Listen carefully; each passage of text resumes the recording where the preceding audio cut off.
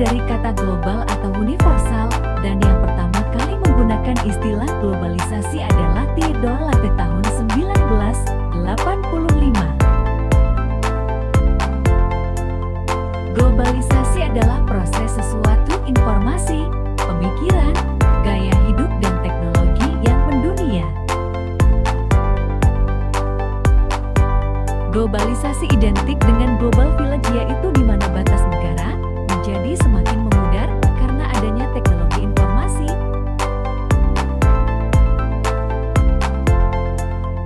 Batas negara menjadi semakin memudar karena sekarang semua orang dapat pergi kemana saja dengan cepat dan mudah menggunakan alat transportasi modern. Selain itu, komunikasi dan interaksi lintas negara menjadi sangat mudah, yaitu bisa diakses melalui koneksi internet. Globalisasi tidak terjadi secara otomatis, akan tetapi ada faktor penyebab terjadinya globalisasi, yaitu 1. Adanya perkembangan ilmu pengetahuan dan teknologi. 2. Adanya pasar bebas. 3. Adanya transparansi pers. Dan yang keempat, adanya migrasi penduduk. Bentuk-bentuk globalisasi. Yang pertama adalah globalisasi bidang budaya. Globalisasi budaya adalah penyebaran gagasan, makna, dan nilai ke seluruh dunia dengan cara tertentu untuk memperluas dan mempererat hubungan sosial. Proses ini ditandai oleh 1. Konsumsi budaya bersama yang dibantu oleh internet. Yang kedua, media budaya masyarakat.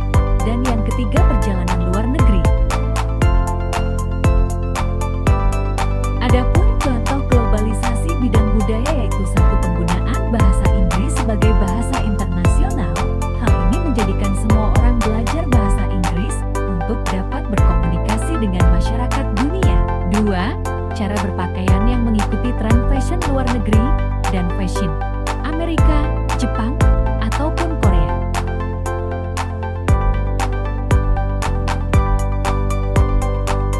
Bentuk yang kedua adalah globalisasi bidang komunikasi. Globalisasi membuat setiap individu dapat berinteraksi dengan yang lainnya, dimanapun dan kapanpun, lintas negara, serta batasan waktu. Perkembangan teknologi komunikasi online memungkinkan terjadinya globalisasi komunikasi di berbagai belahan dunia, termasuk Indonesia.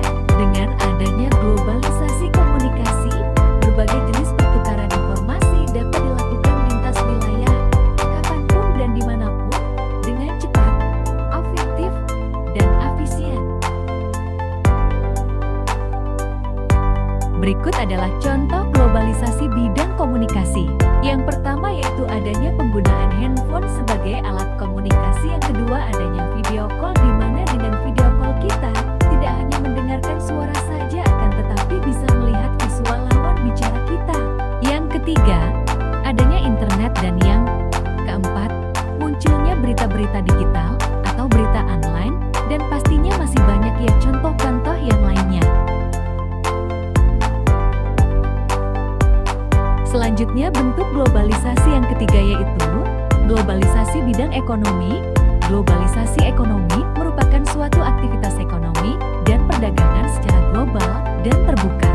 Dalam globalisasi ekonomi, berbagai negara di dunia menjadi pasar yang satu dan semakin terintegrasi tanpa mengenal batas teritorial atau kewilayahan antar negara. Globalisasi ekonomi berkaitan erat dengan perdagangan bebas. Adakah yang tahu apa maksud dari perdagangan bebas? Perdagangan bebas yaitu sistem perdagangan yang semakin luas dan menghilangkan hambatan-hambatan yang dapat mengganggu lancarnya perdagangan internasional.